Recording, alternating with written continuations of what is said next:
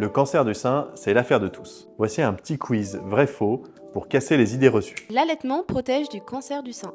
Eh ben c'est vrai, l'allaitement prolongé diminue les risques de cancer du sein. La majorité des cancers sont génétiques. C'est faux. La majorité des patientes qui ont des cancers du sein n'ont pas d'antécédents familiaux de cancer. Il y a des formes génétiques, avec notamment des mutations du gène BRCA, mais dans la grande majorité des cas, c'est sans cause. Le tabac n'est pas un facteur de risque de cancer du sein.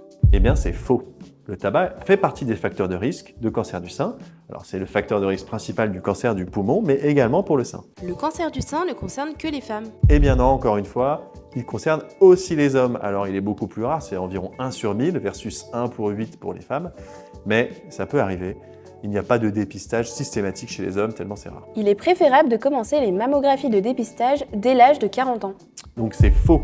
Le dépistage, c'est à partir de 50 ans et c'est une mammographie tous les 2 ans. Avant ça, l'examen clinique suffit, sauf s'il y a des facteurs de risque. Dans ce cas-là, c'est un dépistage spécifique. L'obésité est un facteur de risque de cancer du sein. Et oui, surtout après la ménopause, les cellules graisseuses en fait vont participer à fabriquer des hormones qui vont stimuler éventuellement les cancers hormonosensibles. Les soutiens-gorge push-up augmenteraient le risque de cancer du sein. C'est totalement faux, il n'y a aucun lien démontré entre le port de soutien-gorge et le cancer du sein. Bon, j'espère que vous avez bien réussi, et puis si ce n'est pas le cas, j'espère que vous aurez appris des choses. Il faut savoir que le cancer du sein, si c'est si important, c'est parce qu'il est très fréquent, et que si on le détecte à temps, on en guérit le plus souvent. Soyez vigilants et puis ayez les bonnes informations pour encadrer vous-même ou vos proches.